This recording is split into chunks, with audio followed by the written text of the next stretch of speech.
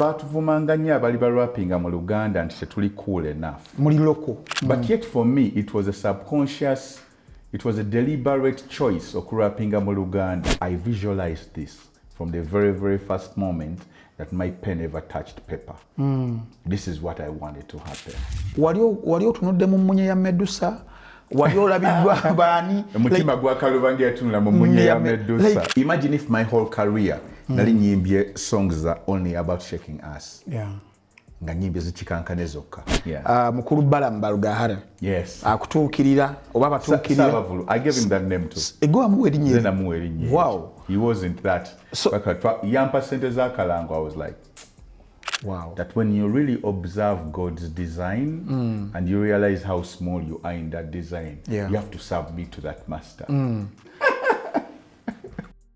Frank Ntambi, Wayne Balkeza, banaye basebo ne banyabo mbanirizaako nnyo ku episode empya ate ku podcast empya eyange kenyini Frank Ntambi gye tuyise Just Say It mu lulimi Oluganda gwe kyogere egenda okubeeranga ku Munnayuganda 256 ndowooza at least once a week nga tutunuulira ba celebrities ba personalities ab'enjawulo ebibakwatako ne conversations z'otaaliwuliddeko wantu walala okujjako wano ku Just Say It ezimu ziyinza okubeera nga ziri uncomfortable but most importantly ziri unfiltered. So mu mbeera eyo ogenda kubeera onyumirwa ddala an action packed podcast ku nsonga ez'enjawulo, career zaabwe, success zaabwe mu careers zaabwe, sometimes failures zaabwe, but also success stories okubeera nti no tugendera ddala mu maaso. Show eno ekutuusiddwako bannaffe aba Muno Watch sako ne bannaffe aba Beaver Organic ne Job Giant sako ne bannaffe aba Apple Studios. Era nga maaso eyo nja kubeera mbabuulira buli omu ki kyasobola oba kyatuleetedde mu ngeri eyo tusobole okubeera nga nabo tubagoberera.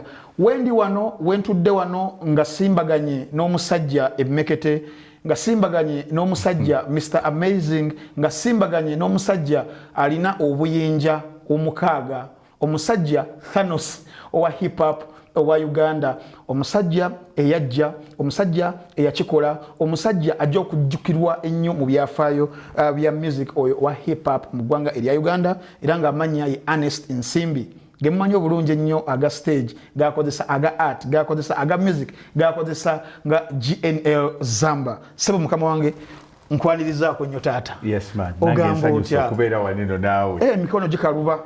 Wakola muko zinako mweziri nako sebo ezekawempe mkali jo nako ezekawempe zibeera abana bekawempe muyina mwecho tuyina munako School of Hard Knocks neze nali wa migere ngosamba samba muko nga What's going on? Nothing much man. Webale kufaanana bulungi. Webale kusimba. Drip njiraba. Mukama tumukubire engalo ez'amaanyi. Golo mulaba mu bulago. Yes, ku mikono ndabako ebintu byesitegeera bidde okubeera ng'ongamba. Yes, rings. Nazo zizo kweziri zonna. Engatto kyekyo. Yes sir. The choice of the panache. Guy. Kwegamba color purple mu chakra system. Ebeera yesemberayo ddala waggulu nti obeera kabaka okitegeera nti otandikira mu red n'osemberayo purple. Not to say that any of them is more important than the other but everything kirina kyekidenotinga ebintu ebyo bigoberera n'obeerawo n'ogamba nti kale eno nina okugiteekako olwa this and this and this. Of course. Tosaako obusafe ngaffe nedda ekyo no kiri very amazing. Ati ate njagala ntuuke level nga kala gyenyambadde ine emmotoka gyemakinga mu compound bwangi njagala mbeere nga bwe nyambala papo obeera y'enzige eya papo ng'emakinga nebyekoleki tugira tukyakola amiina.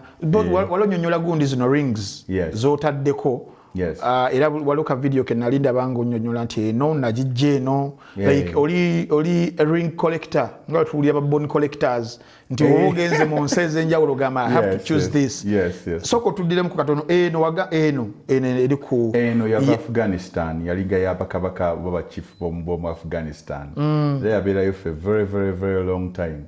Empete no buli lwembulako gisanga ogisanga jindeetera okitegeera nebe kubuliddeko oludda ogekulaba ngolo yagwa mu ocean ne diving ndeka I'm telling you this is a fact yabulira waneno gondi mu coast ya Kenya wali ogenze eri ku holiday jotogenda ku holiday ku coast ata makatu ina manji chapa ku buli continent kati gobo ogenze ku holidays mbangenze waka ogenze otukoza gundi yakogera Peter Sematimba yakogera mu COVID Airbus the Airbus wow yeah that was swag though wow swag so fashion sense or what era wenzujukira muzimu kulayinza abantu zabasenga okwagala nti yegwe inventor wa masape abantu bekawempe bonna babeera mu n'amasape ne taata wange yali musajja wa masape nnyo kati akendedde bukendezi n'abasaasira n'agamba kati amasape mukulu John oyo yali wa masape nnyo nakigenda nga kikkirira kati kiri mu mwana ye yabinsiiga nze nali musajja nga sirina sape naye nagamba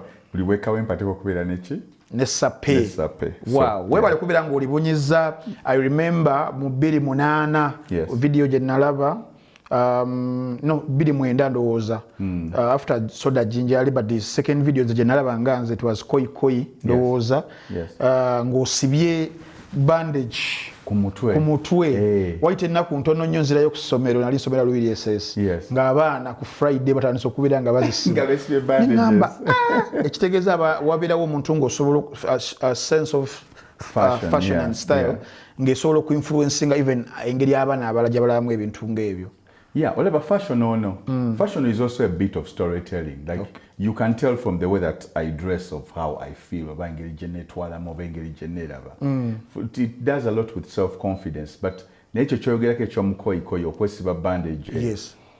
I was trying to show a mummy coming to life. That was my portrayal of like waliyo kabako wakabi right now katagenda zo kati yalinga mu video concept yange ya koi nyali njagala obwana bubeereo kasaawe nga busamba akapiira akamu katunge akapiira kanywe na kaloolinge kayingire mu kibira the Baboon Forest tukayingira mu kibira kana kwagene kanonyo omupiira ogwo naye omupiira ngakugenda gweyongere nga waliwo amaanyi ageyongezayo kuki ogwo omupiira njagala kana kukagwere mu cave kagenda okuyingira mu cave eyongere a bit strange so kagenda okuopeninga ekitabo nga kuliko koi GNL Zamba ekitegeeza gwe guy nti there is nothing chokola nga teriyo something behind it kati eyo video kyatusalako budget yaffe nti all of that was in my imagination. It was intentional nti njagala drawing the line between our history and where we are and that greatness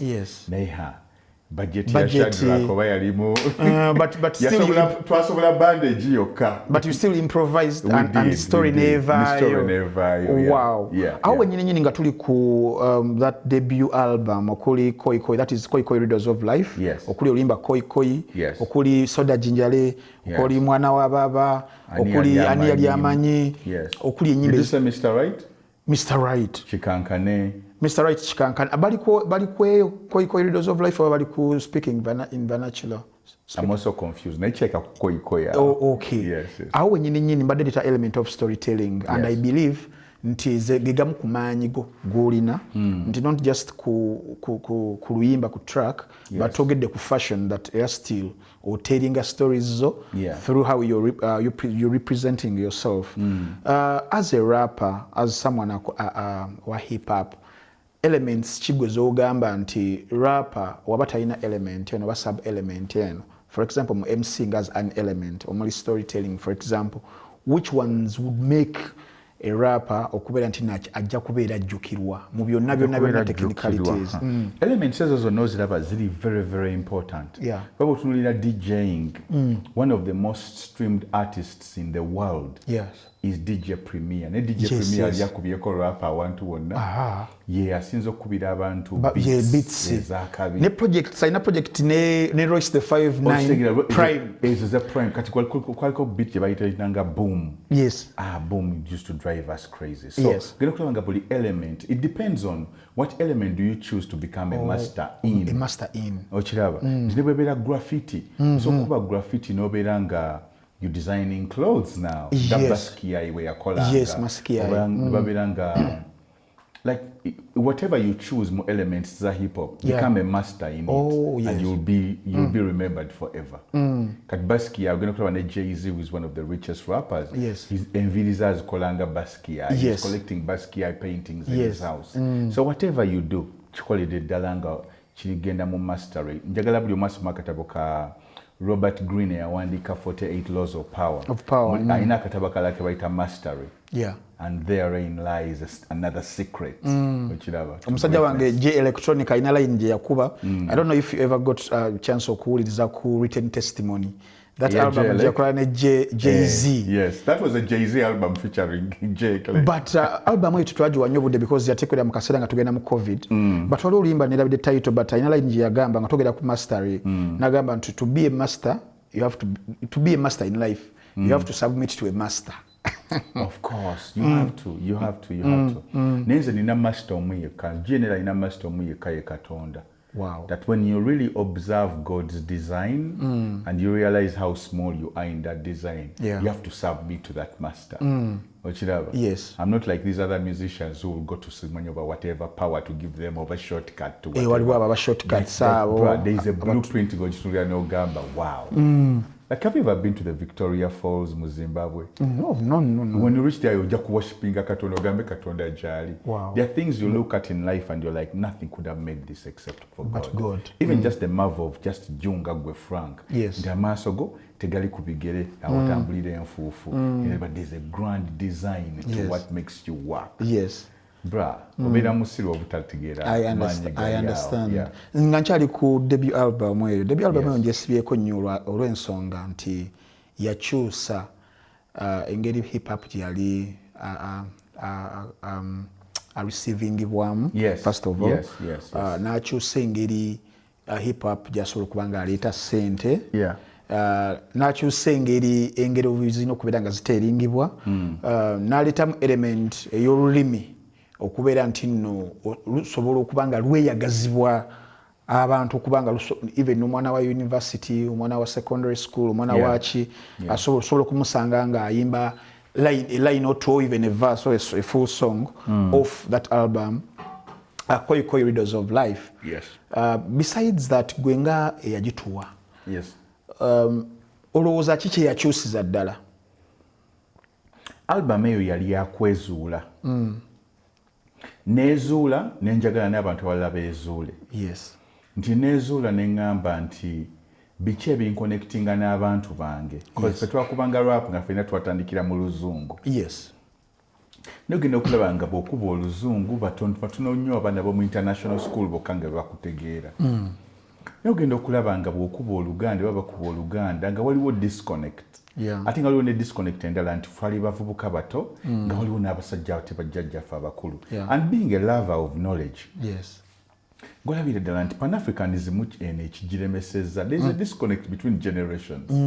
But if you connect your ancestry, your grandfathers or grandmothers, and your generation, you heal the divide. So I created that album purposefully okufuuka bridge olutindo luno omuto obasookerwako n'omukulu akootakoota nga tewali vacuum gy'obalekeddeawo batereddewo olutindo nga bonna obalaze nti abagamba mbuno so mu bakadde nabo baali baabula because most people teri bantu baabulanga bajjajja baffe bajjajja baffe mu colonial era babajjako ebintu byabwe ne batandika okulowooza nti ate ebyo byabazungu.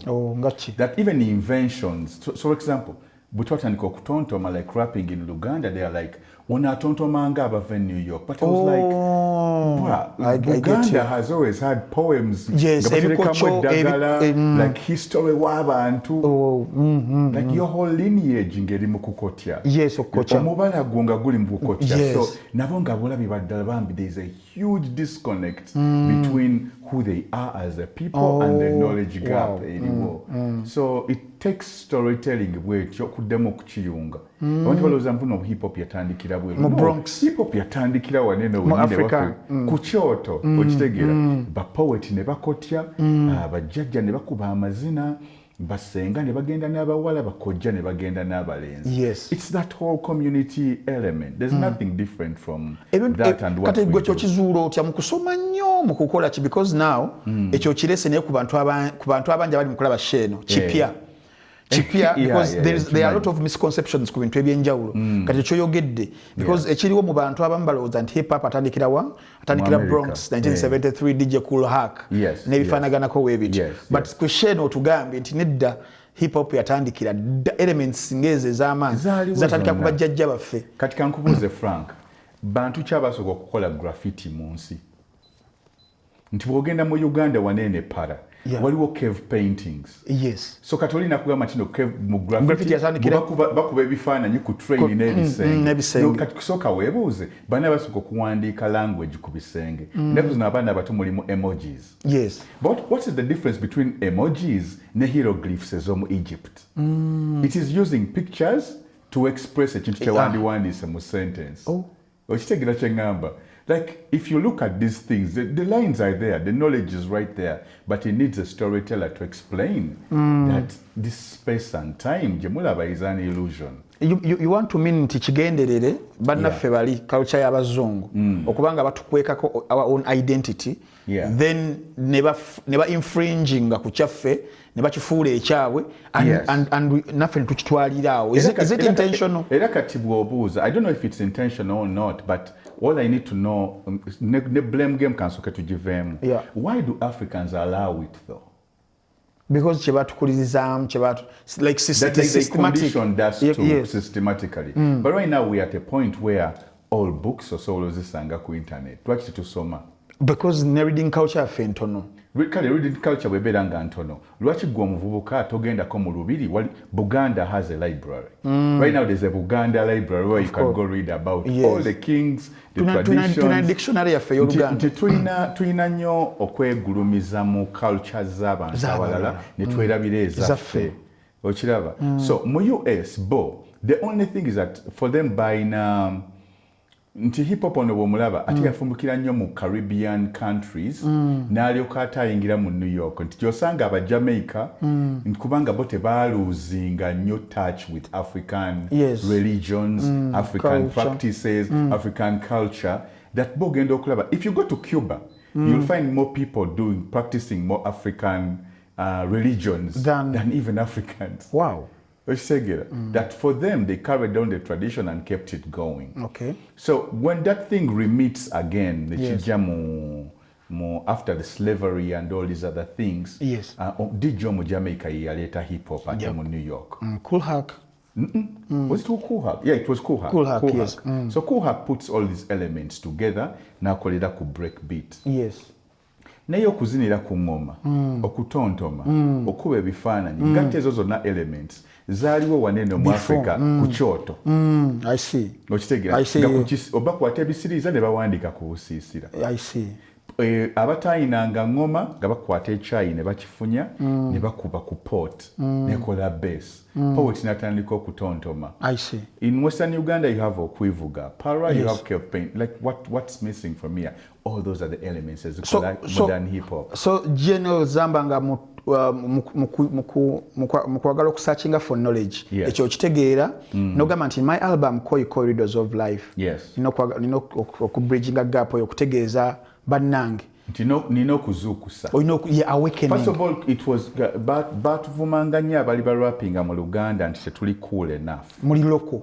Tituli local. But yet for me it was a subconscious, it was a deliberate choice okurappinga mu Luganda to show people nti why are you making our languages look bad? Yeah. Like if this is our mother tongue, what don't make us look bad just because we're expressing ourselves in a local language. I think abantu bangi nnyo abaabula people who used to change their names. So for example, if you call me Ernest before you call me Nsimbi, that's a mistake. But if you call me Nsimbi noyongerako kaliriri elisanyusa. But it's a mistake naye ate wali omuzungu yakugamba first name is Ernest. Call it the first name. Why is it the first name? And now my name is Nsimbi tulie lupia zita. Yes. Kati nolyoka yongako Ernest Serunjoji. Okitegeera. Zamba Nsega Kanyonyonto. Okitegeera. But that's, you see how musical that is? Of course. So we as Africans must take it as a deliberate choice. Okuchusa some of these things a bit disconnected. So that album came out of rebellion, realization, and having a conscience, and being proud of my African roots. Yeah. Yes. It's riddles. The riddles of life. Okukotia. Yeah. So album eyo tulengera 29 mukulu Balam Balugahara. Yes. Akutuukirira oba batuukirira. Savavulu. I gave him that name too. Ego amuwe erinnya. Then amuwe erinnya. Wow. He wasn't that. So yampa sente za kalango, I was like, wow.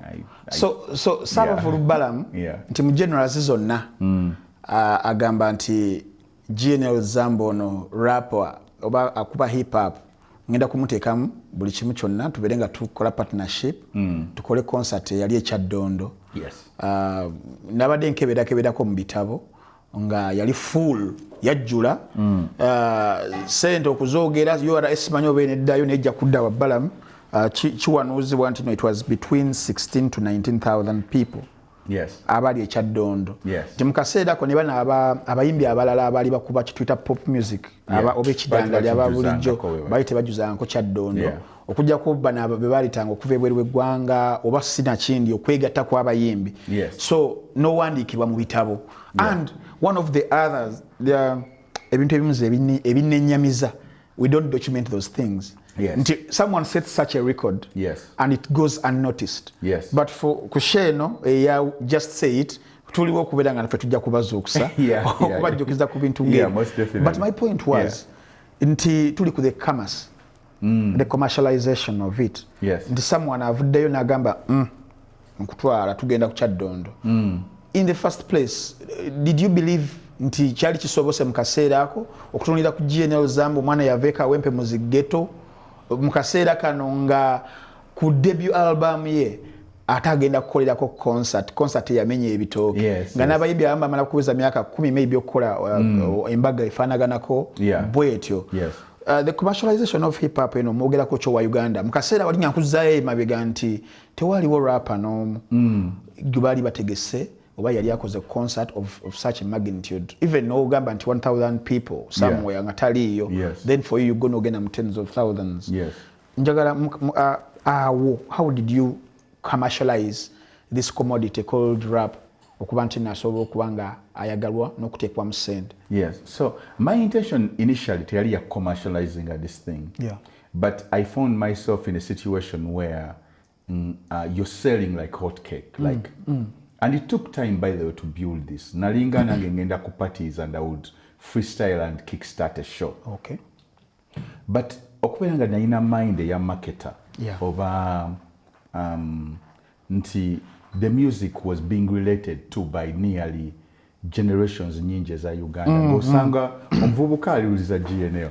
N'osanga house girl mu nyumba aliwuliza GNL. Nannyini nyumba naye faanibwa GNL. N'osanga maama also naye nga alina ennyimba ezimu kubeeza GNL. You find even a judge that when you say koi you're seeing soda Jinjale ng'agamba kayimba nakawuliriza kalinga ka advert ka soda. So you find that you bridge the gap and you have like support from very different. You're in every household, basically. From the son to the daughter to the mother to the father to the uncle, the cousin, and the elder people also. So it's a matter of time for a person who understands commerce and demand. So Mr. Balam Balugahara, nakonkona Baboon Forest Nagamba, you guys, I think you're ready for a concert. Now the thing is that the people that I was with, my management, did not also believe that I was ready for a concert. But here, that was Platinum. It was Platinum and also my manager Emron. Actually, Emron had believed because Nzenali ndi ready for a concert even before Balam came. I've always had the belief in myself. And there's always that thing. I don't know if whether to call it a gift or a curse. If you're a visionary, pieces is on noble ziraba. And you have that belief in yourself. Kat Gogama 20,000, almost 19,000 people came through for my show. Golabanga abanji nenze ngamba singa kale bajja 30,000. And someone could look at you and be like, you're being ungrateful. But now I visualized this from the very, very first moment that my pen ever touched paper. This is what I wanted to happen. Wow. So, and you believed it will happen? And I believed it would happen. And it happened. The thing is that the way that the universe works, you never know when or how it is going to happen. Yeah. So you just have to keep on working hard at some things, but you have to believe that chigenda kubeerawo. And I believe also in the power of manifestation. Yeah. So we prepared, we worked hard. Yes. Paka opportunity nesanga omuntu nga ali prepared. Ali prepared. Yes. And then the follow-up shows ezaddako kyetuyita tour. Nokola country tour. So actually, before we even get to the country tour, yes, nze muyimbi nzokka ndowooza eyakasooka okujjuza nojjuza Kyaddondo today. Yes. Nojjuza Entebbe the yes. next day. And feel Mukono the next time. Oh wow. Omuntu okumujjukizaamu nti mu biseera ebyo ng'otegeka show on a Friday, which is the main. A Saturday n'ogenda Kawala, Sunday n'ogenda Kawala. Then probably the next weeks n'otandika okugenda. Jinja, so on your Mukono, in your case, all those three. Because abamu emu eyinza okukwata endala nekigaana but kuggwe all those three zikutteyo omulundi gumu. And then oba okyali awo nga bookings za tour zitandise okujja fe abeegundi and era okusinziira ku nali nyumyako nebbalamu nali nyumyako naye some 3 weeks ago the same conversation n'agamba nti obu ku bantu abamukolera kuziba bayita ssente nga tataddemu nnyo na kingi. It was you like organic money. Nemugamba lwaki oyogera bwotyo nangamba Frank nkoze shows nyingi nnyo but there are situations ez'abayimbi abasinga nga yes balina n'amannya balina ennyimba ne mumaliriza nga muwaddeyoko ku tickets olaba sponsors bano obutafuna kifaananyi kibi mutaddeyoko ku buses bagenda picking abana ku hostels but for this guy everything was very very organic nti abantu batuukanga almost ne tickets zino ez'okukulamu mu booklets ziweddeyo nga balina itawo okuddayo ko wali nti okola country tour eyamala ebbanga still ku product eya hip hop gwe twalowooza ffe abamu nti maybe ayina ne waakoma nti ab'e Kampala Mukono wa Kisoka urban areas zezitegeera kino ekyabano but then wamaliriza ogenze even deep in Kasese deep in the whole country actually the whole country tewali district gye nagendamu gye sijjuzangako kisaawe. Wow. Like every district that we went to, twajjuza ekisaawe simply because you never underestimate the power of being authentic. Wow. With that album, I told no lies. I used my imagination. I was telling a Ugandan story, and I was so true to myself. Kanziriremu kaliwali. Authenticity. That line. Never underestimate the power of authenticity. Because through authenticity, you eliminate competition. You're not competing with anyone. As long as you stay authentic to yourself. And when you're authentic, they all decide. The universe conspires to make your things happen. So the reason why Balaam says all these things were organic, effort. I think because it was very effortless. I think it was because buli kimu kyali kyekola kyokka because I think even the universe was like, time has come for Ugandans to listen to this message. To begin being proud of their names, their languages, their expression. Like the generation needed a direction. So tour eyojukola. Then that was the beginning of a movement. Eyalimu a person called GNL Zamba. Tuliao, GNL Zamba are finding other artists. Imagine, I don't know why you were like 26, 27, somewhere there. I wasn't even that. You were 25 probably. I wasn't even 25. 24. No, I wasn't 24. Because immediately after graduating, I got my first hit. Yes. I got my first hit after graduation. So I was like 22, 23. Imagine. Then 2010 tugenda okulaba nga you've established, you had already conversations nze nkuwulira ng'okola interviews BFE, you had already established it even before tukukimanya. But as a record label tugenda okulaba ng'osayininze acts endala tugenda kulaba Munjaze, tugenda kulaba Big Trill kwali ku roster, tugenda kulaba Keko, tugenda kulaba Nava Gray, tugenda kulaba Tommy Race, which is very challenging ku artist nga naye achaina ebyokutuukiriza mu maaso awo, you know all that. Yes. But then you made it Uganda's era mukaseera konzijukira feje twali awo nga tugamba nti Uganda batukwede Uganda's YMCMB Uganda's YMCMB nebeera wow. And all those acts ezo tugenda kulaba nga zaafuuka kyamaanyi nnyo mu ggwanga naddala mu music awo olaba. Now the movement eyo eya BFE establishment weri n'abalala forces endala ezaali zizze including Good Life who were some of your best collaborators I think ku nnyimba ezimu ezasinga okuba nga zikyaka mu ggwanga lino. You did Mr. Right with them, you did Machozi Machoni with them, you did Kalimu Kafusa Kalimu later on, Mr. DJ Whistle Song.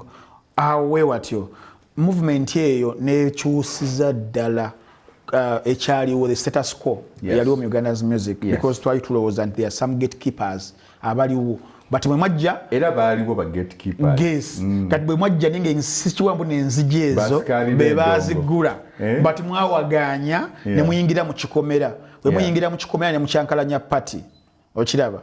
Now in 2010 GNL Zamba you produced a second album that is called Speaking Vernacular that had songs like Anyaluleta, that had songs like Lugaflow, that had songs like The Prayer, that had songs like Make a Wish with Navagre, that had songs like Black Beauty, that had songs like Uba Katambala, that had songs like Message, Kwate Simuyogwe, Message, Telecom Company Zeyagalirawo, that had Sese that Tula. made us money with ringtones too. I know. That had Sese Tula, You Big Trill and Munji, that had Funny Love.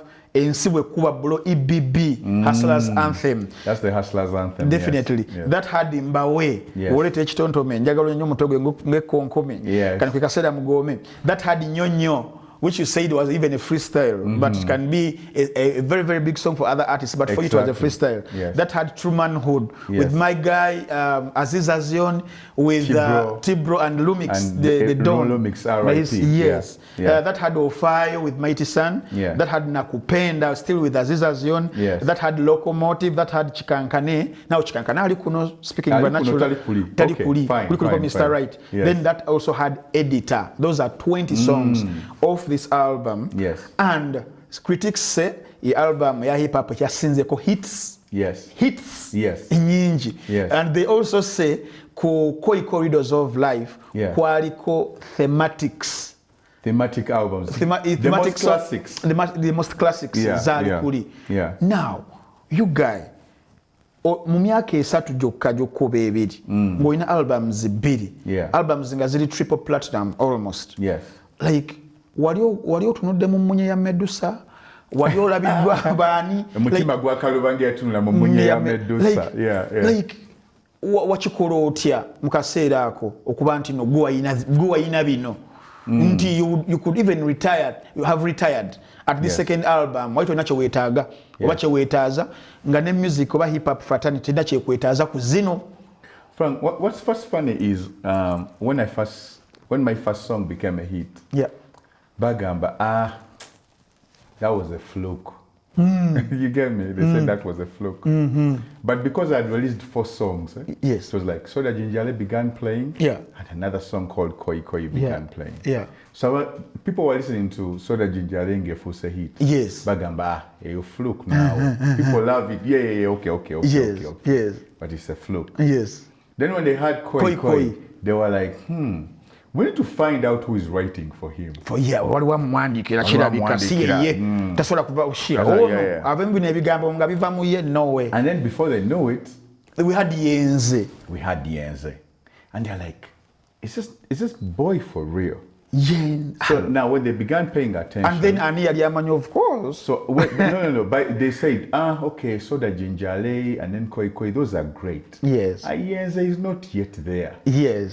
Then Ani Yaliamanyi comes. Comes and it was like, oh, now we're dealing with a very different animal that we haven't seen before. Yes. And then they began asking themselves, ono mwana yavaawa. But if you ask rappers before, nti ninga sirimu banji bebuza navaawa Black Jack Bawa ndi mu 24th hour kumbawe mu speaking vernacular. Yes, most definitely. Yeah. Because the industry gatekeepers were trying to find out Dewa. The music is organic, the DJs are playing it on their own. Yeah.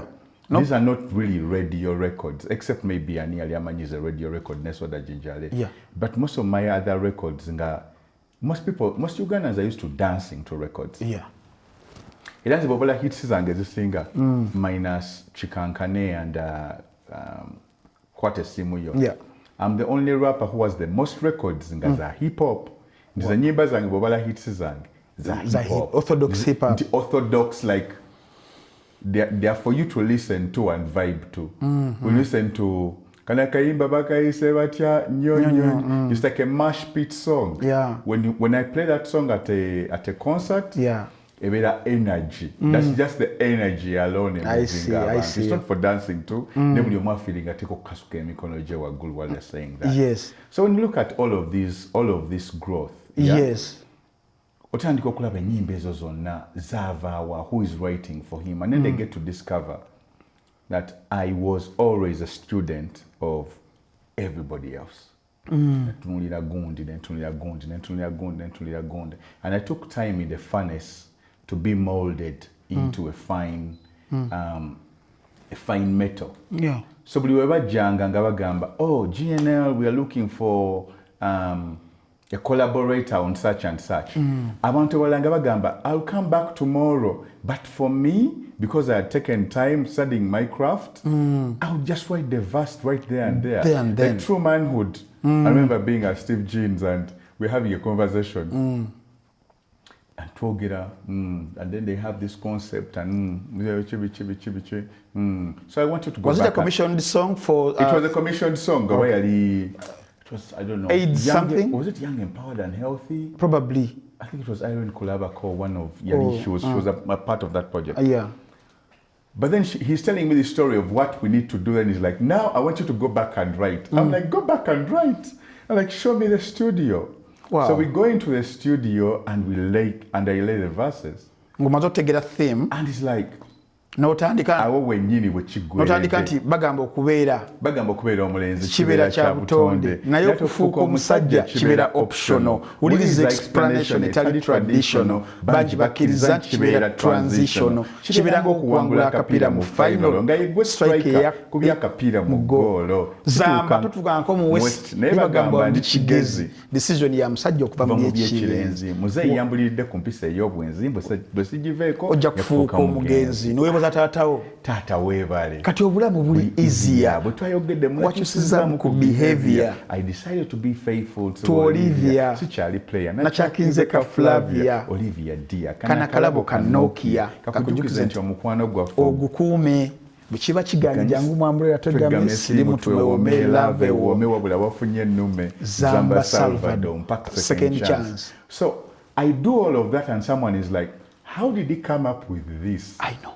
In such a short time that we're covering a meeting. I know. So the lady listened to that song because for her they were trying to redefine manhood. That was the brief. But first wait. Yeah. The other line egamba nti Zamba situka mu West. Nebagamba ndi kigezi. Kati omuntu anza okutategeera nakyo wali otegeezaawo. Kati fa abamu tugamba ono guy line eno ngekubi line yankuba. Because you know Kigezi is in the western part of Uganda. Yes. And then Obugezi. Double entendre. Yes. Wow. Yes. But ochikuli yotinze mangwao. Nogamba me I'm done. Nogamba I'm done. First call Aziz, takole chorus, call so and so. And then Esigade's developer just ad-libs to create the song. So I created with speed like that. Ngabante basinga bagamba. Give me 2 hours, 2 days, 2 weeks, 2 months. But for me, it was always instant because I was freestyling. Yes. And even besides freestyling, my pen game was strong. Did it happen to other projects? Is it collaborative?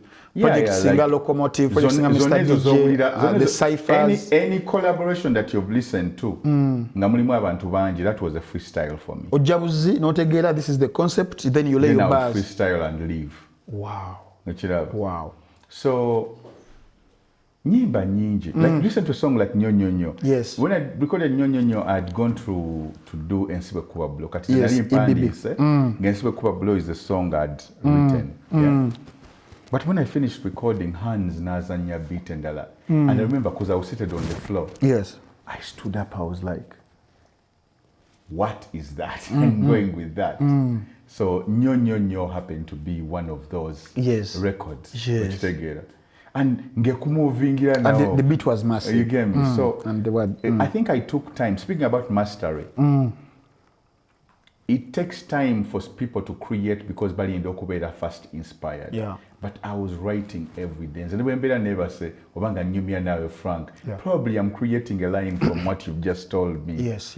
Like I'm created that differently, and I've trained my mind because I've been doing this for a while to always be coming up with lines or looking at words like puzzles. This word again, Danachi. And with what concept, with what experience my people can relate to, and then what double entendre can I create? Of course. Yes. By the nchayina ku preamble wano katono. Yeah. Ekyandesezza wano ku just say sinabadde okutuuka okwo, but this was very important. Naddala ku your discography, your body of work. Someone you're creating albums okwabiranga ennyimba zino classics and hits. Yes. You created Uganda yaffe simanyi wogi rankinga amongst the catalog.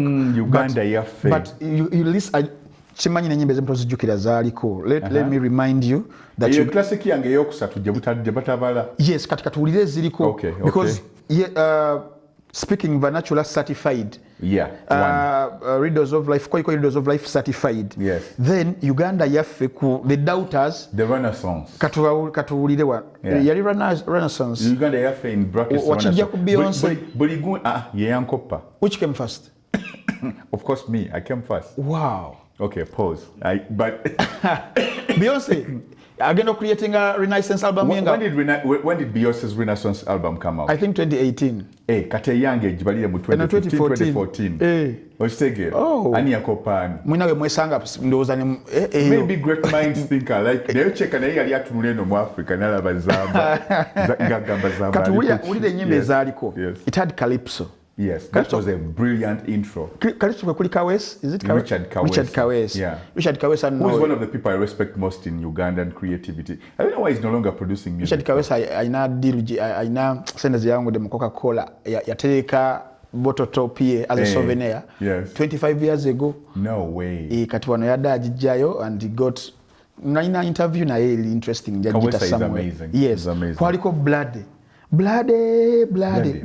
It's gonna be blood. Sima malira ine yagamba nti ya Kabushenga New Vision that line. Yes. Jetero okuliranga ba rappers banji bajozayo zamu kolo wempuliranga bajoza Kabushenga. That's because I got the new vision. Yes. Wow. Kati bajozayo zamu they even forgot ani so creating. Yeah. Oh, bajido benze nnyo. Kwe kwali Uganda yaffe. Yes. Wow. What a statement. Of course. That never chalibo abambala red.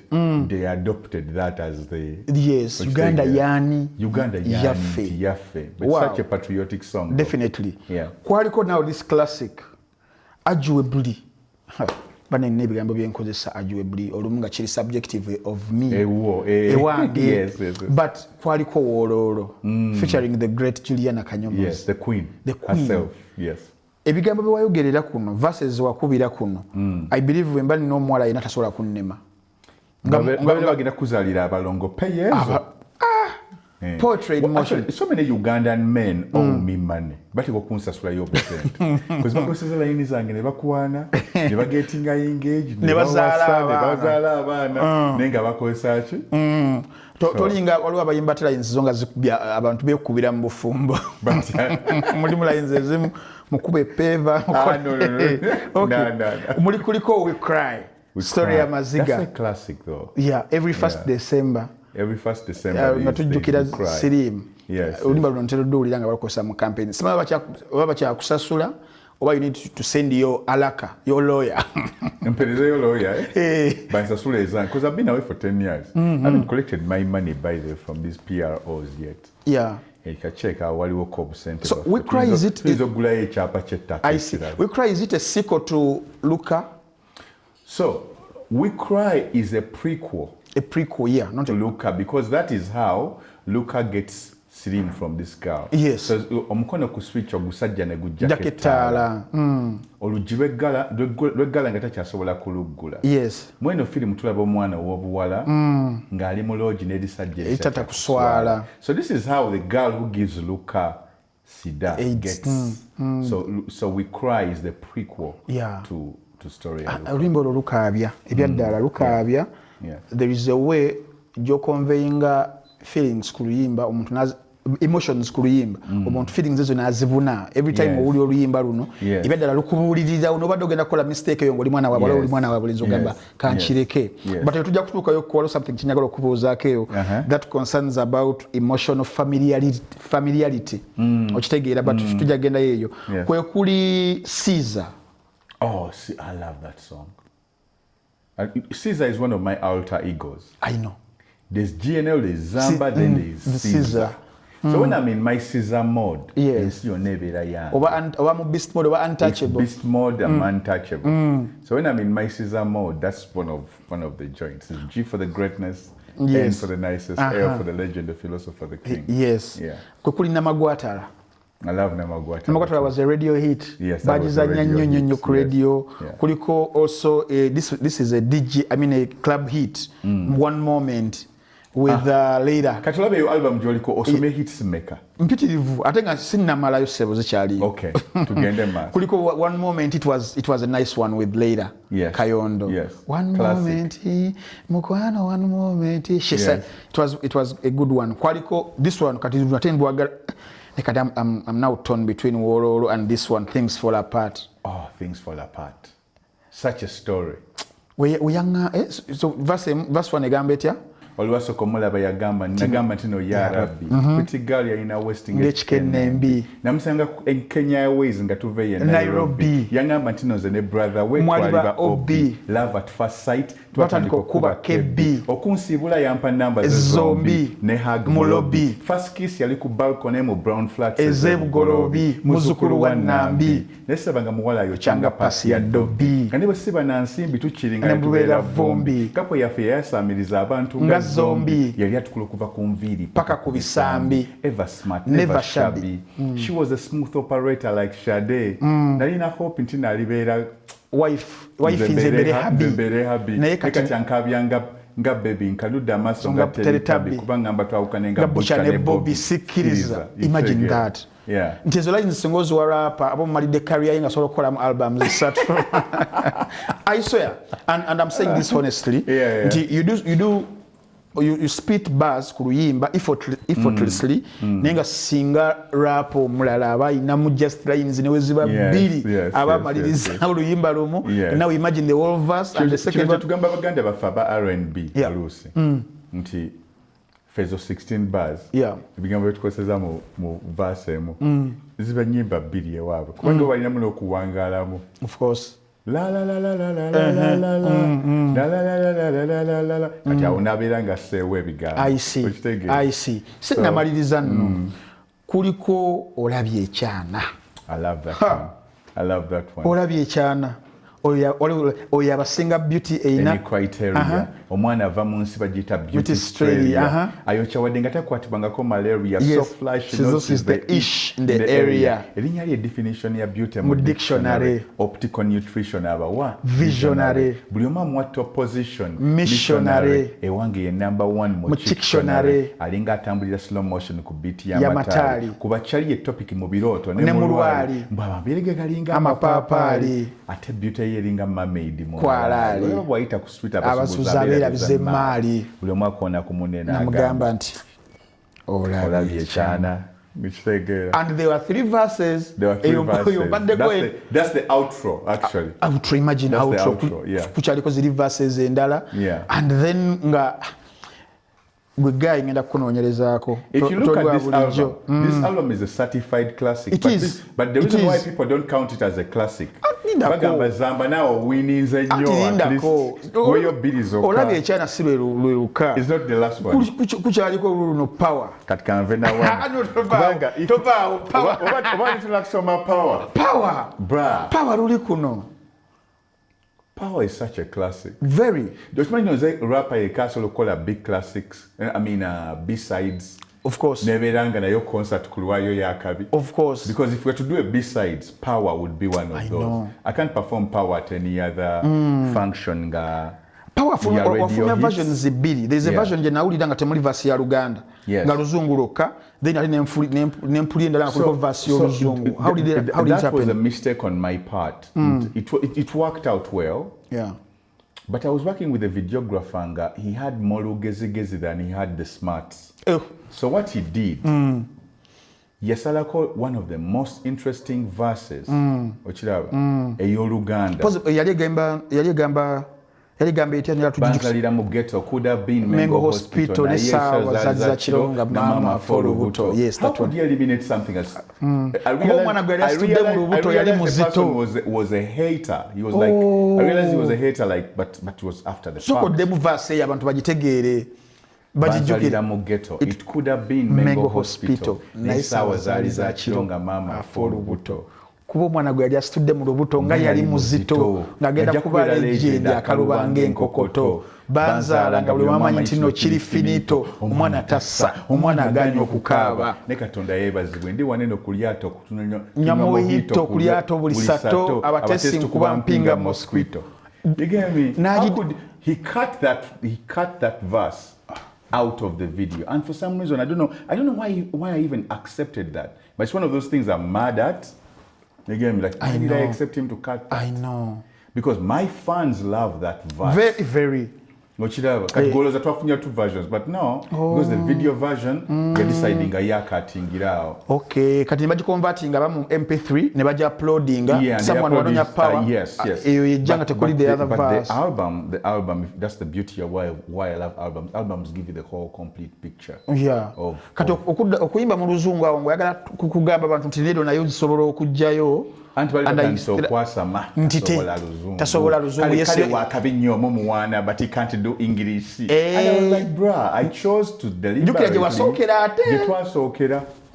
So this song was ebyo nga babigamba graduate wa gundi wa environmental management, more of a first class graduate. Nga nayo mutebatuuka nayo wadde mu senior 6 nga that's why our country has like a very warped sense of self-worth. Like when someone speaks their mother language. Someone speaks their mother tongue. Wow. So I really wanted to break down all of those people who are saying that. Wow. Because for me, I took it as a mission upon myself. Yeah. Bakakati, we really have a very low sense of self-worth. Yes. It's clever. Like our grandfathers did a lot. Our grandmothers did a lot to sustain us to the people that how could we spit in their faces like that? Yes. I see. But Linda katono nyaawo. Yeah. Ku album eno taata wange sinnamaliriza. Okyoni kwe kuli akalimu. Katulayo byotandise. So tell me why this album is not a classic. Kwe kuli attack. So tell me why this album is not a classic. Unstoppable plus bad people. Kati bino byosanga ne bagamba. So to me, that's why I say I have 3 classics. Definitely. Now this one is also certified. Bogiranga tebamanyi chekiri ku album je bogera. Naze nkoze research wange ng'ennyimba zonna nzirina abantu zibagambe and then I believe tusinkingirawo tukkiriza nsobola nzikiriza these 3 albums ebyaddala kino nzakyogera without any fear of contradiction. No rapper can even have half of this kind of catalog of just 3 albums. Of just 3 albums. So the thing is that sometimes people get tired of you winning and they want to see you lose. Like losing or seeing other people win has become part of the currency. That they want to see you at least take an L. But in my case, every L is a sign from the Elohim to either humble myself or redirect direction what anjagala. So otunira album gezo nolaba, okay, those are 3 certified classics because not many people have a body of work like that. Yes. If they are to count the top 10 hip hop songs in Uganda, do you know what they will do? As long as they say Zamba soda Jinjale kabagamba kati if you say ani yali amanyi abagamba twamuwadde dda but in reality ninanga 5 sizokka because enyimba zensomyeko wano muganda wange nga tuli ku orthodox hip hop my goodness without any fear oyinza n'okutwala list yonna ya 10 but anyways nakyo kyena point nzeko nengamba ajja kukomawo I talked about emotional familiarity lwaki I'm going to give you a test oba otunyonyole wano because you've ever obadde ku sides zombi someone yatandikira mu kuyimba oluzungu then realizing anti no waliwo byosobola okukola ku bridging then emotions mu nyimba relatability n'ebirala no say the path of the albums I decided to purpose culture ambassador yes now the question I'm posing to you English first rappers I'm not mentioning names generally now we know because an English all English song is it kitu kakaseda wochikole nnyo kino and you hit a ceiling because in terms of technicality otunuli aba rappers abamuga they are very good technically they hit their punchlines they have their good breath control they hit the multisyllabic rhyme schemes their flow their switches that they are good but then ne batatuuka wala tunjogedde ku albums essatu njogedde ku concerts zo njogedde ku tours zo nti probably gwe kawe kayinza okubeera nga gwe wakisobola okubeera nga okola ki ng'okikola there are these rappers abasinga bakomanga mu Kampala maybe Jinjale and when they would go to Gulu ngira babeera mu Kabbala but I'm talking about a stadium definitely so njagala kumanya problem tufune solution these are what rappers benyagala okuwa tulabe there is Sakodi I'm giving examples outside Uganda. That Sakodi does his native language Twi. Smile Twi. Twi or Twi. I don't it is TWI. TWI. They speak Twi in Ghana. Twi. Now called Luzungu and is regarded as one of the best, the greatest on the continent. We have Olamide. That at his prime he could do Yoruba and also speak Pingin. We have Pidgin. Pidgin. Yes. And then Ola Faino. Igbo, Pidgin. And then you look at Nasty C, English and also Sheng. English. I've never had English and Zulu. Speak in Vernac though. He speaks in Zulu? Yes, he does Zulu. Interesting. Yes, sometimes. And then we look at Calligraph Jones, who does Sheng, Swahili and also English. Octopizzo, Sheng and Swahili. Even Casper does Swana and English. Amanya gugenkuwadde just the sample. Yes. Yeah, they've made it somewhere. Yes. Nga bateka muko the native language. Yes. And ekimu kye mbanyagala okupoozi nga mweba artists mmanyi okutugamba ekintu kino nti music is universal defined by a language. Music itself is a language. But ate notunulira some cases nga ate ina weekola ki wekuhindaringira utakola choice ntuufu in the selection of a language oyinza kyogera kwote generally there is truth in that music itself is a language that it's not hindered by lulimi kirwoyogera. Some of the biggest songs on the African continent is Chibe Sankalewa. Dwatu kubanga tuli baana bato, but up to now I don't know what a Chibe is or what the Sankalewa is. Yes. It was brilliant. Do you know Toddy? I don't know what Toddy means, but I know it was a guy on with Zimbabwe. Yes. Mutukuzi. Oliver. Yes. But do you know that yali ayogera ku sirimu? I didn't know that. Do you know that in Uganda so I thought Toddy was the woman he was in love with. No. But really? Yes, yali ayogera ku sirimu. It's an AIDS eradication song. But oshana mu Uganda tukuba mubala ntuzina amazina. Of course, olimba lwakabi. Nanti nayenga tutumanyi message. Bali nyongeza ku kiri kye badogamba. Yes. Yeah, but you look at Angelique Kidjo with Wombolombo. I don't know what a Wombolombo is, but anytime it comes on, I'm like, this is like one of the very first pioneers Yagula Wakaji. Yeah. You listen to Nene Sherry and Yosundu. Ku 7 seconds. But when Yosundu comes in, I don't have no idea what he's talking about, but it's like he's reaching out to the heavens with this voice. Okay. So the music itself is a universal language. It's a rhythm that you people tap into. Yes. Is it different to now hip hop that currency is zichuka? No, it's not different. Now I'm going to make my second point of this. Is that yes. Then authenticity comes into play. When authenticity comes into play, if your authenticity is to speak Luzungu, and that's what's true to you, it's true to you. That's you. That is. We're not forcing everybody. Atayagala duiga oba nga ye upbringing ye. So we look at an AKA. He's a mixed. He's a colored. Yes. He taina roots zili strong over Zulu. Yes. When you look at people like Casper, he's going to bring it up. Yeah. When you look at the Mafiki Zolos, they're going to bring it up. Yeah. And somehow in the continent that translates more than Omuntu ayogedde just Oluzungu. Yeah. Because Oluzungu is not really our language. But it has a colonial mindset. Era abantu abatusibako ennyo Oluzungu olabira ddala nga the social climbers, they're really trying to separate themselves from the fold because they speak the foreigner's language. And it's akin to the people that when the colonial powers were here, people wanted to assimilate to them faster than the people who resisted. The people who resisted is where the power is to free this continent, not in the people who are complacent. Yes. Yes. So the authenticity always translates because, again, the powers and music being spiritual, it always translates because the languages, messages are the authentic, is the unblocked. Of course. So that's how I see it. That sing in whatever language you want to, express yourself in whatever language you want to. But if you're authentic to it, if you're authentic to you. So my authenticity is my mother tongue, basically. And I'm proud of that. In case everywhere I go, even on a New York stage or an LA stage, I'm still going to be in Nsimbi. Task. We are having Jay-Z and Nas here. Yeah. Backward the collaboration. Yes. Which language would you choose to do your verse?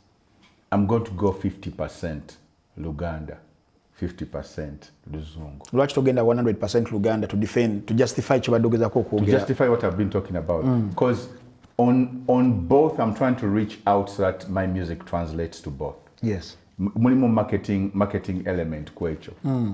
That mbera njagala kube 50%, nawali kube 50%. Okay. The reason why Geography Baraka is winning, the formula is, I know someone Moses discovered this. Yes. 2 lines Luganda, 1 English. Or 2 lines English, 1 Luganda. You always have to bring it back home. There's a cheat formula there. Wow. Yeah. Now, ekisembayo kwawo wenyini ku discography ngende ku birala. Waliwo omuntu yabaddawa his critique of your discography and your artistry. Actually, the reason why I would go 50% also is because I would want Jay-Z and Nas to respect me. That mbakubirayo. Like, oh shit. In real time. Najulia mukabedo. Najulia ngemutuddemu aneno. Nostegera ngemutuddemu mukabedo. Yeah. So that's just rappers being rappers. Oh. Yeah, now badde nkubulira ku critique guy yabadde ayogera ku your discography, your artistry in general. Yeah. Nagamba nti guy ono mu bigambo bye yatuuka n'akola eyagise blueprint. Wafuna blueprint.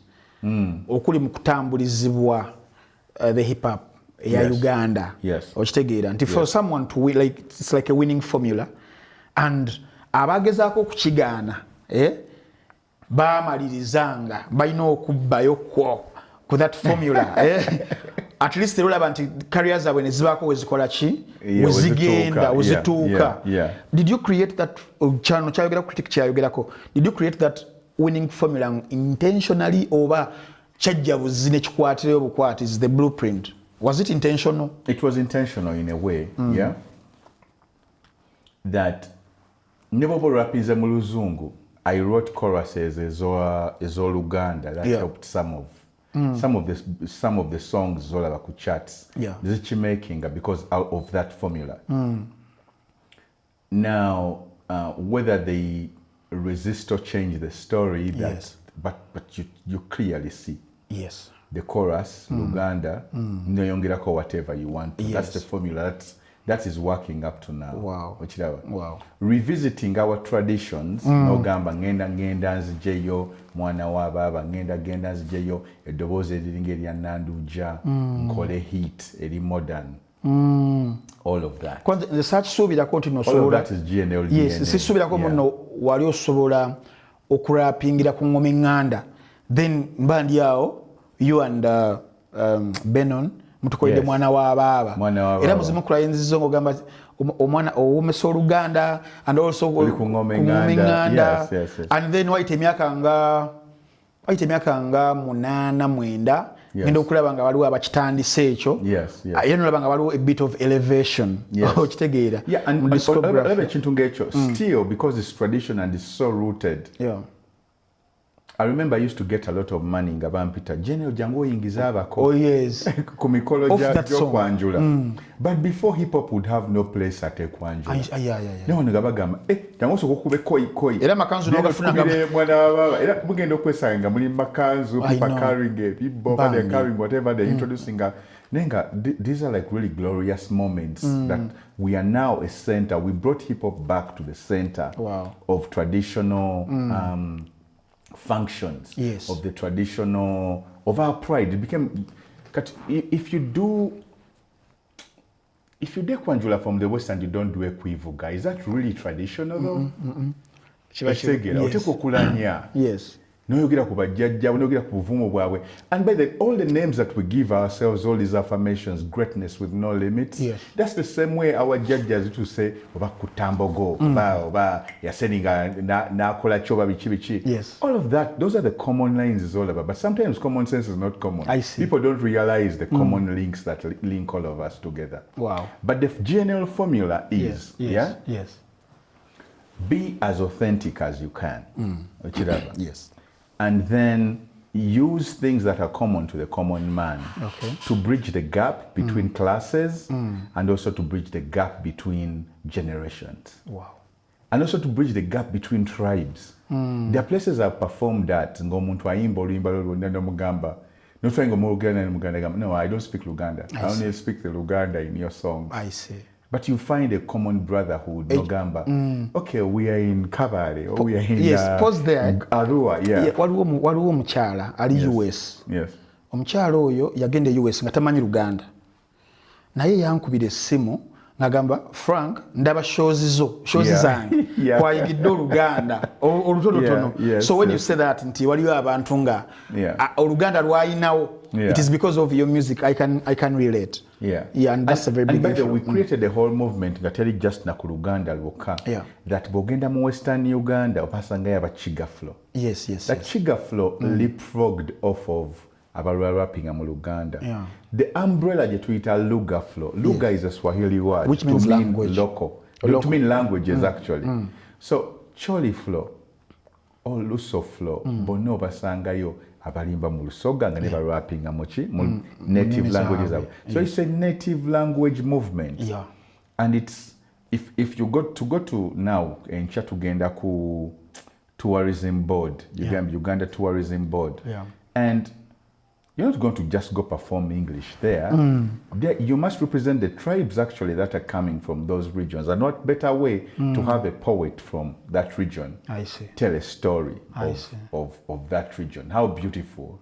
Than okwesiba mu Luzungu weyambaziza obutayi dress like a Musoga, dress like a Karamajong, dress like a man from Western Uganda, dress like a Muganda, dress like a Munyoro, dress like an artist who is proud of who they are.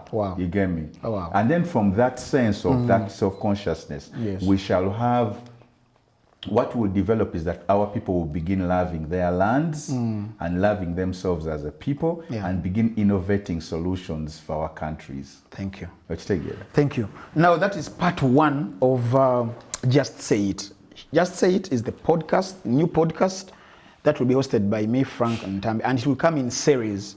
But season 1, episode 1 eguddwawo GNL Zamba okyali ku Uganda 256 abagala okulaba movies banange mubeere wakati muzunga nnyo lwaki timunno watch yavaayo okubeera ng'ekibasobozesa genda ku application y'essimu yo downloading genda ku simu yo downloading application oba olina iOS genda ku App Store downloading application ya Muno Watch oba olina Android genda downloading application ya Muno Watch ogenda kusanga ku films ezaba VJs bonna oyagala Junior Jingo ISP Emmy Shaukanli VJ Ulio ani bonna kabakasavu kanyama ku mitwalo esatu jokka eja Uganda. There is a new series, I mean a TV show fengawe tujiyita eri but mamujita series jebayita there is this one jebayita baliwo VJ jebayita Shaukanli VJ Shaukanli Uganda There is a TV show jenjagala mulabe jebayita Prisoner. I would like to check his stuff out. Yeah. Yes, Prisoner nungi nnyo. VJ Junior agituddemu n'abeera nga agikola amongst of course other TV shows or series ziriko so gendayo kajja kubeera kasavu kanyama tojja kubeera nga wejjusa ku mitwalo esatu batuyise waba bayise aba Muno Watch. Zoza nange filimu yange yafulumye empya njitege ku Muno Watch abantu bagirabe. Tuba tulina okusasula tetuteekako zaabwe tuba tulina okusasula kakati nja kwogera ne abeera ani awo gwe mandiringa naye obero diringa ne manager ne executive producer kati nedda ngenda kuwa namba ya secretary wange okay mwogere ampe ya GNL yes sir kulikirayo ddala ku show eyaliwo wiki ewedde eya Fefebusi hip hop erugogo nalaba videos sasobola kubeerawo ku lunaku olwo nalinamu ebyansumbuwa I would have represented but sasobola naye kubaaliyo ne ku videos ze nalaba so ngenda okulaba ku videos and I saw your performance. The performance was very very amazing kungeri Fefe even the introduction ngeri ya chiwamu yes of course not discrediting anyone mulalambi yaliwo mukaseera ako but yachi nga one of your songs ku album ya Homecoming wayogera line ya tochisussa abagamba tochisussa Fefe Busi yachisussa muko awo but Fefe mkwano gwange yes and we've spoken about this so many times I've hosted him on 2 shows when he's trying to talk about Java namubuza ekibuuzo who inspired him okubanga akuba hip hop teyaminsinga his words teyatunula bbali na bbali he said your name era nangamba nti we yali akyasoma senior 2 senior 3 ndoza ke kasera kaliko afrumizam albums ebbiri zetwasookeddeko speaking vernacular and koi corridors of life nga ziwandiika ne mu kitabo n'angamba nti we bali balina talent shows ku ssomero he could perform them so moving on nga ze mu kuyimba mu hip hop ono at some point n'ayimba oluyimba lwe koi the remix n'aluyimba nakuwayo flowers. First of all nga sineyongerayo nga sinaba nakudda ku show wawulira oluyimba olwo wawulira otya? I was so happy man. I was so happy man because it was more like having your legacy cemented. There are 2 moments for me that I so far look at. One yalia Aziz ne Fresh Kid. Which one was that? Ku Serena. I don't know if you saw that. As naliyo concert ya Aziz ku Serena naliyo. I looked at Fresh Kid rapping my verses and people were like he like especially the way he sat into the groove of the second verse. Yes. I was like, I can't believe I'm old enough that people are sampling me. Yes, Bambi. But then it's like happiness that to see that this tradition, whatever this hip hop thing of ours, there was a time ngosolo kubalaba rapa kungalo ne bagwayo. But it's a beautiful thing to see that the thing that we dreamed about of like having generations and generations of people who have the confidence to express themselves. Ngapagala art ya bars and then the young entrepreneurs, young creative entrepreneurs, ngaba owning their spaces. It's a very, very beautiful space to be in. Goina abantu that you have inspired, that you now see have come of age. You get me? So the first one was Fresh Kid. Then the second moment, Yaliku goes on the Fefe Busi. The song. The song. And I'm like, yeah, I did all of these things through the ghetto. I never did know that other people would be watching. Yeah. And like years later, these are the things that are inspiring another generation. So it's a very, very happy moment. And then being on that stage with him yes, man. is like a full circle moment. It's a full circle moment that two generations of rappers are meeting on the same soldiers of the same struggle. Angolaba, there's a vision, there's a forward-moving movement. You've introduced. My mission as a rapper is I always aspire to inspire. Yeah. So if I have inspired and I see that my inspiration has worked. Yes. That's the happiest moment. Yes. Yeah. Unali nkola tweet about the performance, I think on Sunday. Yeah. Abantu bamuna ebewunya ne bagamba naye Ntambi bino ebintu abimanya atya byonna. Ali mu politics asumbwa bamuhozi. Yes. Ali eno mu music ono wa pop. Yes. Ate hip hop oyo yawangula media person of the hip hop awards 2023 ngali ne Baboon Forest Media. Yes. Ate mupira uyu nemba wa example nali nkola tweet here about the performance. I don't know if you read it. Nemba wa example ya nga ugambe generation Z2. Yes. Rapper nga unabada mu idolizing. So actually, yeah. Let's put it this way. Yes. Fefe Busi is the undisputed. Well, people are struggling to see how do we call them? Are they both kings? Are they whatever? Yes. But let me put it this way: that Fefe Busi is the undisputed young hip hop king. Wow. And actually not even young, undisputed current hip hop king. That's Fefe Busi. Watch Ogid. Yeah, of course. Even on stage, I was telling him, there's no whatever hip hop music going call it. Yeah. I have no difficulty calling another man a king while I'm king too. Yes. Yet other people would be like, yeah, no, but a king runs his kingdom the way he's supposed to. I can't do what Fefe does. Fefe can't do what I do, but we can all see reflections of greatness in each other. Wow. That's why Baboon Forest is here. Yes. You inspire other people to discover their kingdom. It's that empowerment. That Fefe Busi is there, then undisputed current hip hop king, right? Yes. GNL Zamba is the GOAT. Wow. The undisputed current hip hop king is Fefe Busi. Yes. Nobody has done what he has done. Nobody has packed a stadium like that. Yes. Atenga stays true to the culture. Wow. Like when you look at Elementia freestyle. Yes.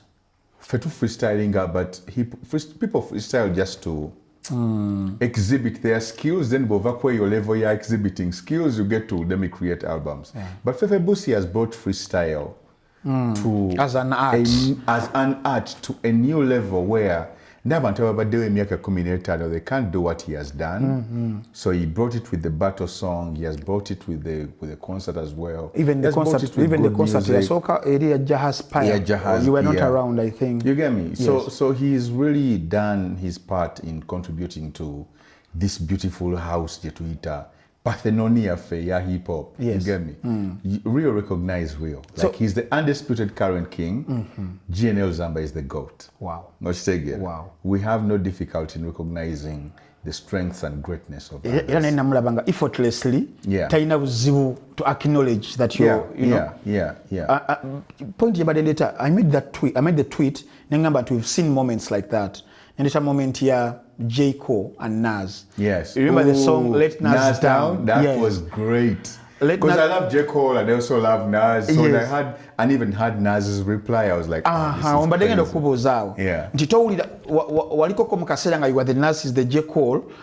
You're disappointed in him potential that why I actually said it, but maybe I didn't say it directly. Hip hop. But I was saying that like, bro, I know your potential. I know. Why the hell are you dealing with these heathens? For lack of a better word. Yes.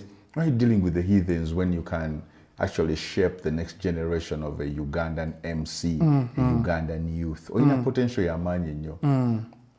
And then before I know it, he did Koi Koi. Yes. Before I know it, he had the concert at Jahazi. No, the concert at Jahazi, but he had also done the challenge. Yeah. Who is who? Who is who? But that was 2018. That was 2018. Okay, my timeline is a bit off. Now, yeah. Then he did Story. I really love when rappers rap. Yes. He did Story Guru. Another amazing it was one. Very, Another very amazing one. Yeah, yes, yeah. And then he did these 2 consecutive shows, strictly in the theme of hip hop. Hip hop kunalubale, then hip hop erugogo. The thing about the difference between Drake and Kendrick, Kendrick Yagamba, Drake, you make music that pacifies them. Who said that? Was Kendrick was telling Drake, yes, you make music that pacifies people. I make music that electrifies them. Yeah. A rapper electrifies people. But don't mind pacifier. Like my son is young. My son is about 2 years out. They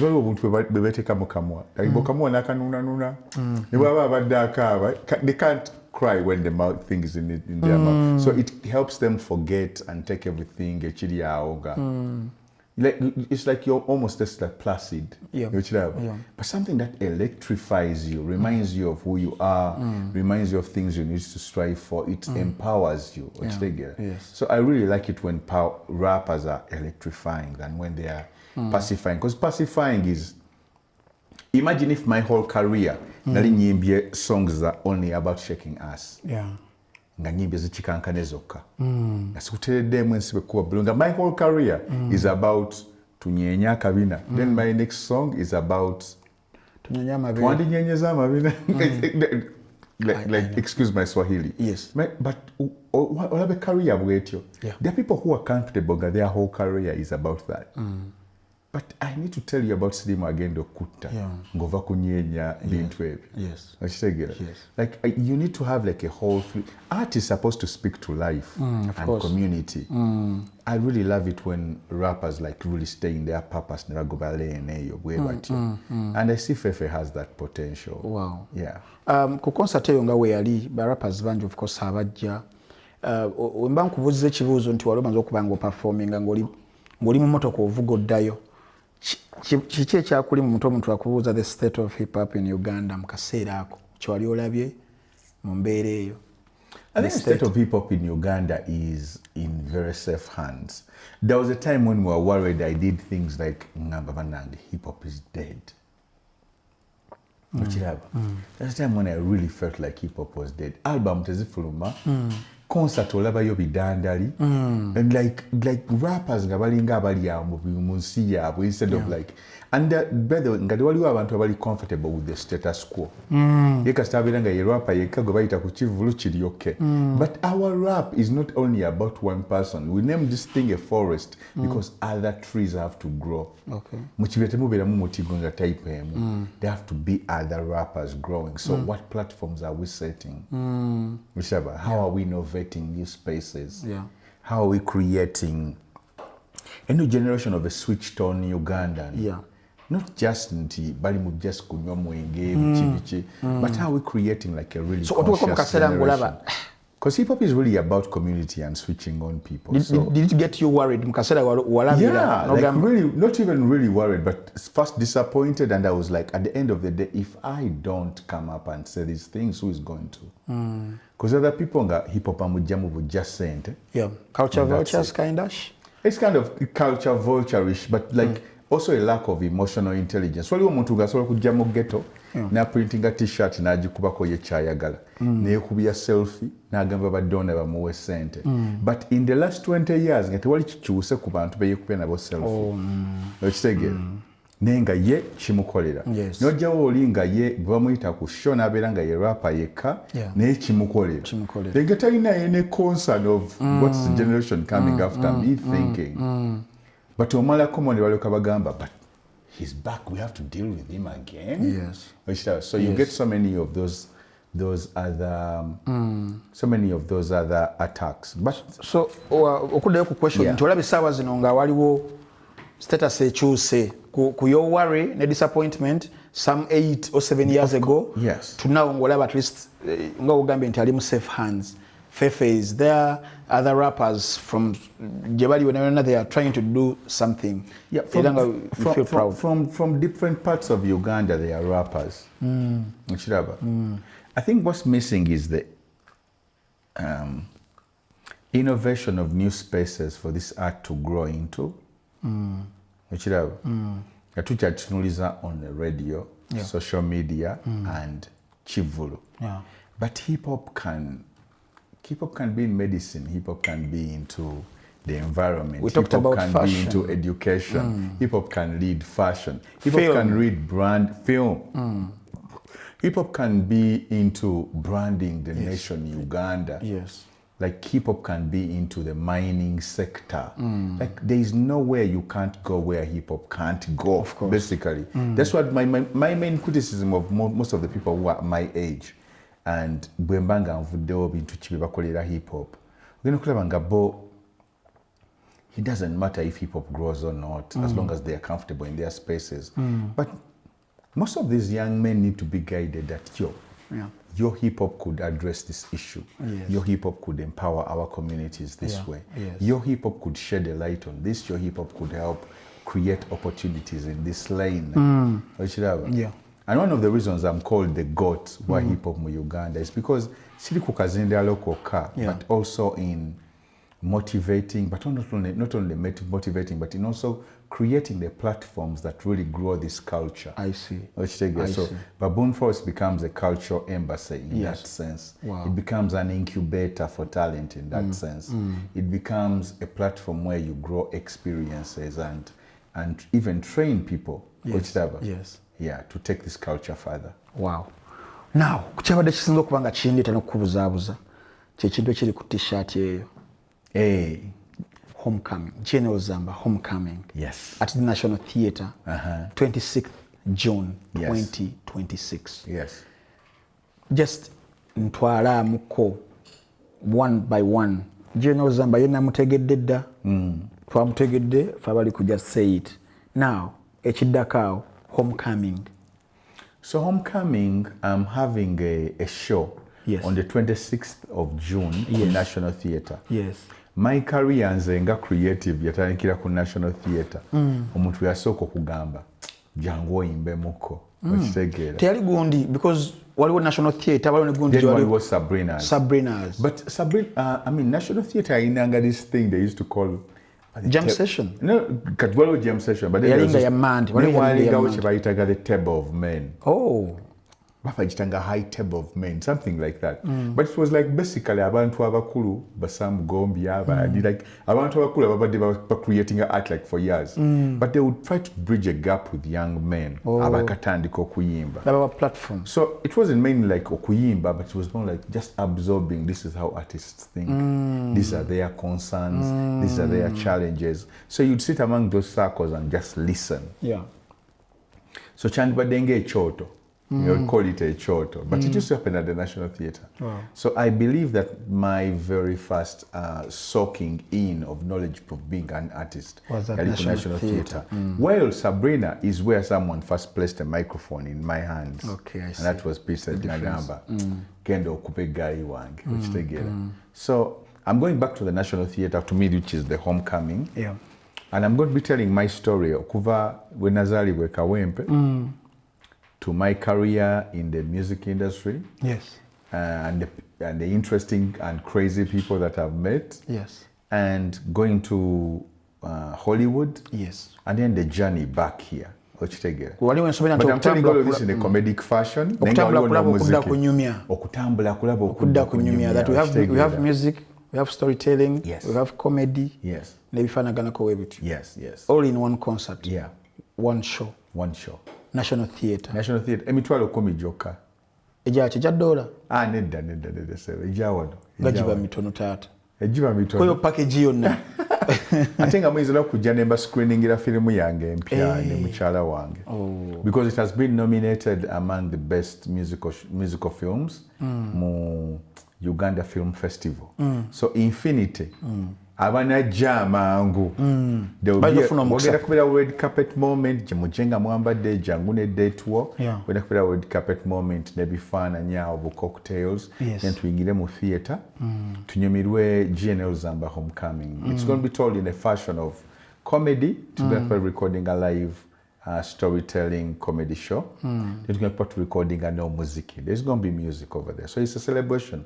Time to have a good laugh and also record a memory. Nenga ne muchala omu tuteko out for a date. Mpulidde bubi oba mpulidde bulu. Did I hear it right? That ogenda kwagenda bayo comedy. Like comedy okweta ba Maria Chibani.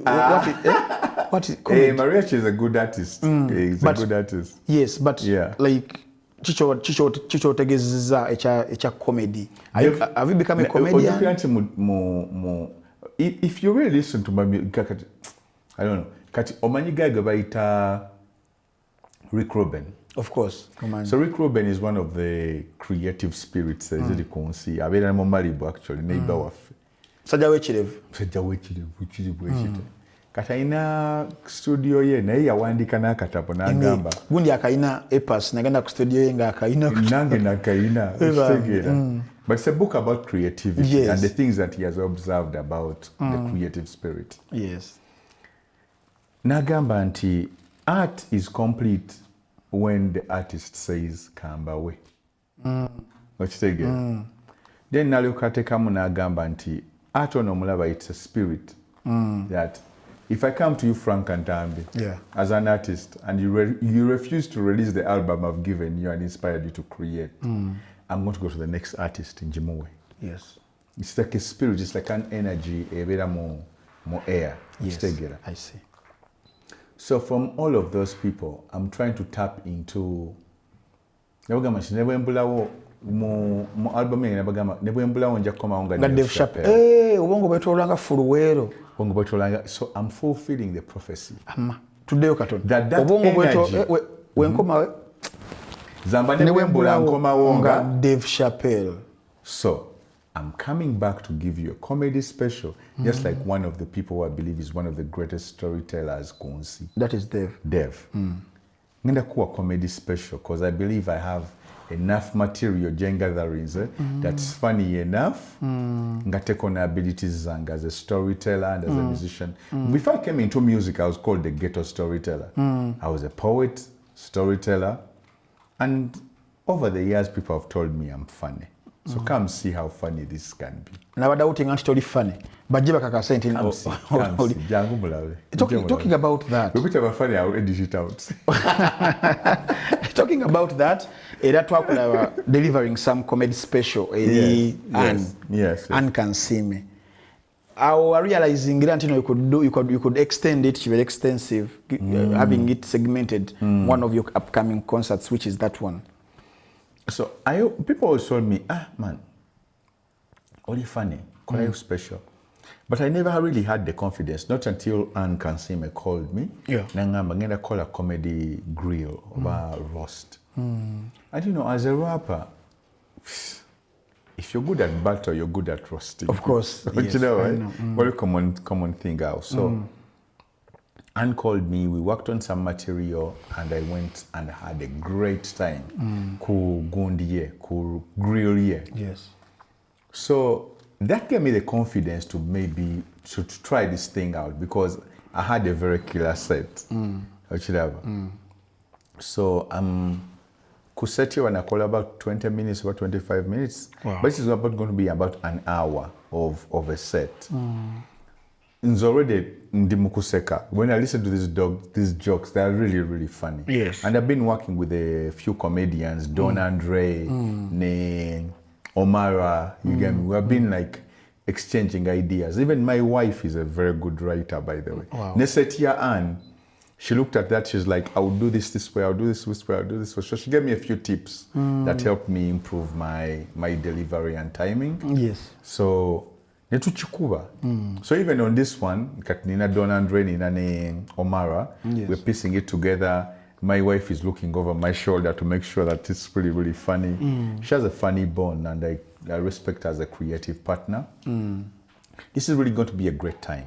Attend Nane album Jebaita Homecoming. Yes. So it's all going tied together until it's a comedy taping of a 1 hour special, an exclusive theater experience, yes, but also an album experience. There's going to be music and comedy. Yeah. Wow. Just in 3 minutes, your last remarks. Yes.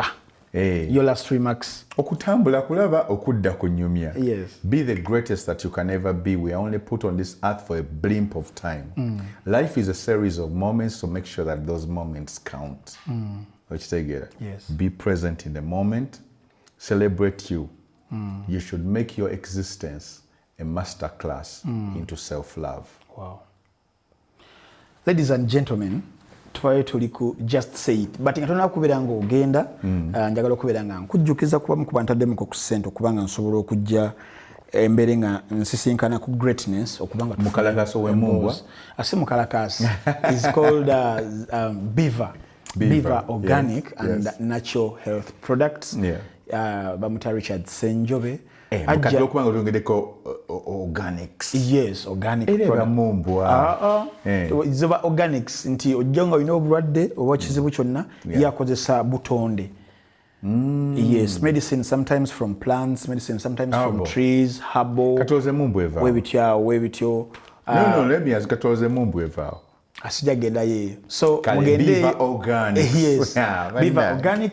Mugende website zao Emengo bamusere ku Richard Senjo hamu Mukasa Road ngo ya Mukamasengere ajja kubeera akulinze. Bannafa abalaba bayita aba Job Giant gwanonya omulimu ng'oliyeyo nawe agulina gwe guno omukutu kusobola okubanga ogenda ne balinkinga mmwe abanoonya sako nabo abagirina omugwanga lya Uganda sako nebweru w'eggwanga mu professions ez'enjawulo oyina masters oyina PhD oyina degree oyina diploma oyina certificate oyigwagala mu ggwanga Uganda, Kenya, East Africa, Africa, Europe, Oceania, South America, North America, wonna babayise aba Job Giant. Genda kugenze ku browser yo otekemu www.jobgiant.net. Sigenda kubeera nga nsukka wano olunaku olwaleero okujjako okubagaliza olunaku olulungi sigala ku Munnayuganda 256 ate nga woolinda episode yaffe ey'okubiri ku Just Say It. But for now, abadde GNL Zamba mbagala era njagala mbasinkane nga 26 June omwaka guno gwennyini kitegeeza weeks ntono nnyo, weeks nga 3